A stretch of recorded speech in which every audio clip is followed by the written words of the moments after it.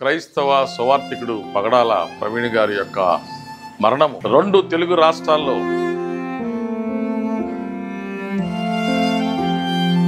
ప్రవీణ్ గారి గురించి ఈ విషయాలు విన్న తర్వాత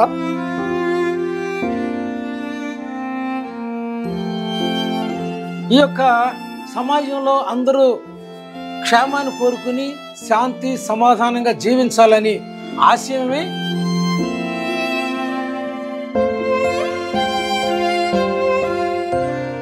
అనుకోని రీతిగా మరి మరణము మృతి చెందడం అనేది యావత్ ప్రపంచ క్రైస్తవులకు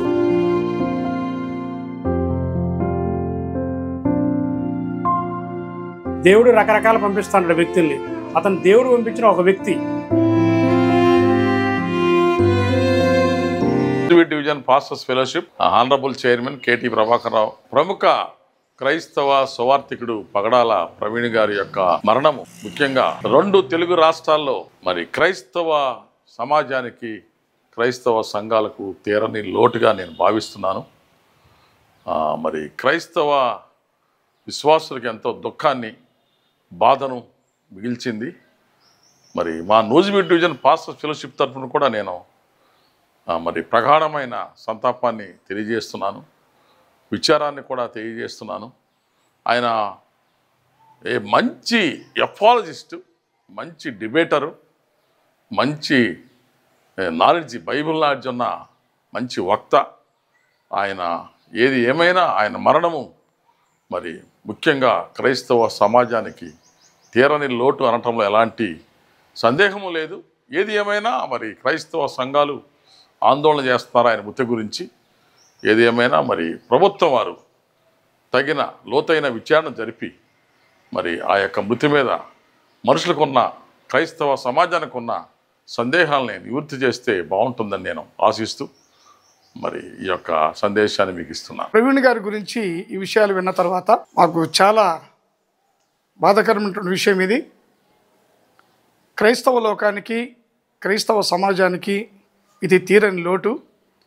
సేవకుల మీద మరి ఇలా దాడి చేయడం కూడా చాలా మరి దేవుడు మెచ్చని కార్యం. అది ఎందుకు జరిగిందో, ఎలా జరిగిందో మరి దేవుడు చూస్తున్న దేవుడు కనుక మరి ఆయన క్రైస్తవ లోకాన్ని చేసిన సేవ, అలాగే పరిచర్య సంఘాలు అన్నీ కూడా మరి ధైర్యంగా ఉండాలని మా ప్రగాఢమైనటువంటి విశ్వాసంతో మేము తెలియజేస్తూ ఉన్నాము.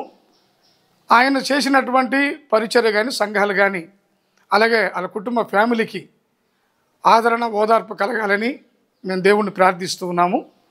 అంతేకాదు ఆయన ఆత్మకు నిత్య విశ్రాంతి కలగాలని ప్రార్థిస్తూ సెలవు తీసుకుంటాం. పాస్టర్ ప్రవీణ్ గారి మీద అట్లా జరగటం అనేది చాలా విచారకరం, బాధాకరం. యావత్ క్రైస్తవ సమాజం మొత్తం కూడా, క్రైస్తవ పాస్టర్లే కానీ, క్రైస్తవ మతస్థులే కానీ, ఎవరన్నా కానీ ఒక మంచి వ్యక్తి అతని ప్రచారం అంటే అతని గురించి కాకుండా మనుషులు బాగుపడాలి, మంచిగా ఉండాలనే ప్రవక్తే తప్ప అంతర్జాతీయ ప్రవక్త ఆయన. అంటే దేవుడు రకరకాల పంపిస్తాడు వ్యక్తుల్ని.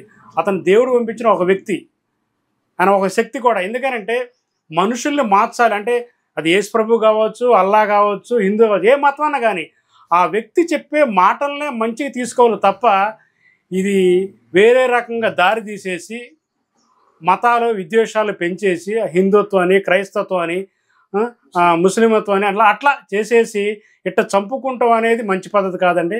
దయచేసి గవర్నమెంట్కి మేము విన్నపించుకునేది ఏంటంటే, రిక్వెస్ట్ కూడా చేస్తున్నాం, ఇది ఏ మతమైనా కావచ్చు, ఇటువంటి జరగకుండా పూర్తి విచారణ జరిపి అతను పూర్తిగా ఫ్యామిలీకి న్యాయం జరిగి చూడండి. అదేవిధంగా ఇది క్రైస్తవుడు జరగవచ్చు, రేపు హిందువుడు జరగవచ్చు, లేదా ముస్లిం జరగవచ్చు. ఎవరికైనా కానీ ఇటువంటి జరగకుండా రేపు ఏదైనా ఉన్నా కానీ సిబిఐ ఎంక్వైరీ లేదంటే సిఐడి ఎంక్వైరీ చేయాలి కానీ తప్ప డిఎస్పీ ఎంక్వైరీ చేసి చేయడం అనేది అది కరెక్ట్ కాదండి. ఎందుకంటే జనాలు అబ్జర్వ్ చేస్తుంటారు. ఎందుకంటే మీరు వేసే విచారణ అది పాసిబులా, ఇంపాసిబుల్ అనేది కనుక పాసిబుల్ అయింది వేయండి.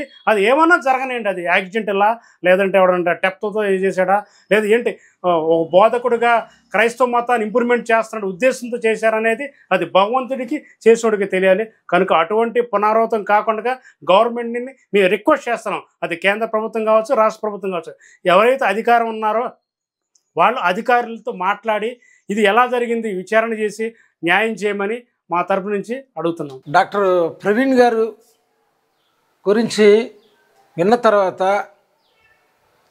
హృదయం కలిసివేసింది. ఎందుకంటే క్రైస్తవ సమాజం చాలా శాంతిని, ప్రేమని, త్యాగాన్ని కోరుకుంటుంది.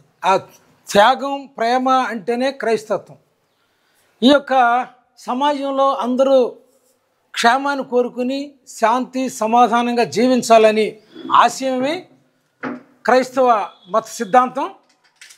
పొరుగువారు నిన్ను వలే నీ పొరుగువారిని ప్రేమించాలనే కాన్సెప్ట్ జీసస్ క్రైస్ట్ మాకు నేర్పింది.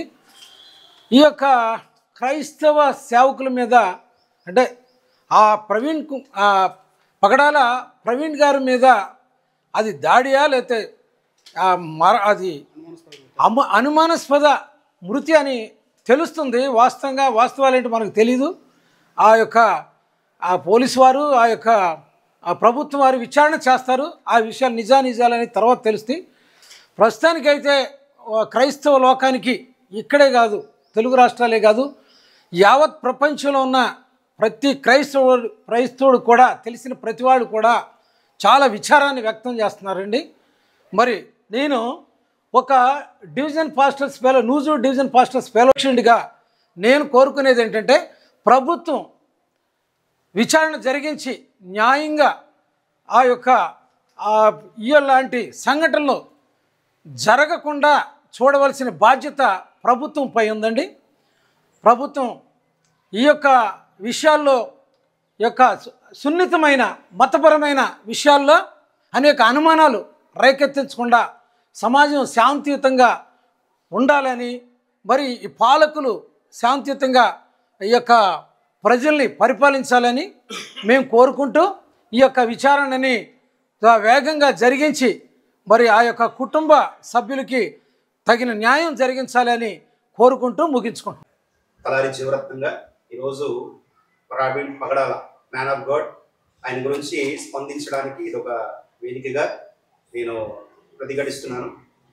ఆయన నిజమైనటువంటి సేవా జీవితంలో ఒక మంచి వక్తగా అనేక మందిని దేవుని వైపు నడిపించడానికి ఒక బలమైనటువంటి సాధనంగా వాడబడినటువంటి వ్యక్తి.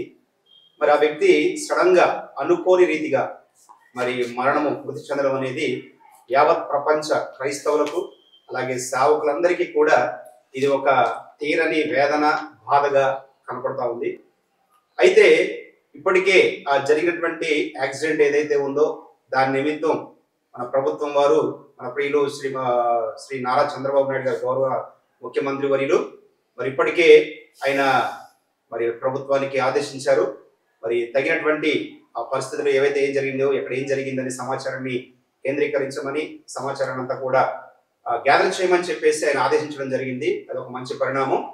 మరి దాన్ని బట్టి కూడా ఆ యొక్క సమాచారం అంతా కూడా మేలుకై వస్తుందని, అలాగే ఈ మృతిని బట్టి యావత్ క్రైస్తవులు కానీ సేవకులకి ఎవరికి కూడా ఇది ఆందోళనగా కాక మరి ఎక్కువ ధైర్యాన్ని కలిగి సేవలో ముందుకు వెళ్ళడానికి మరి అందరూ కూడా పురుగొల్పబడాలి అని కూడా మా నూజివీడ్ డివిజన్ పాస్టర్ ఫెలోషిప్ నుంచి మేము ఆశిస్తూ తెలియపరుస్తూ, ముఖ్యంగా మరి ప్రవీణ్ పగడాల వారి కుటుంబానికి, వారి సంఘాలకు, మరి పరిచర్య అందరికీ కూడా మరి ఆయన విడిచి వెళ్ళారు, లోకాన్ని విడిచి వెళ్ళిపోయారు.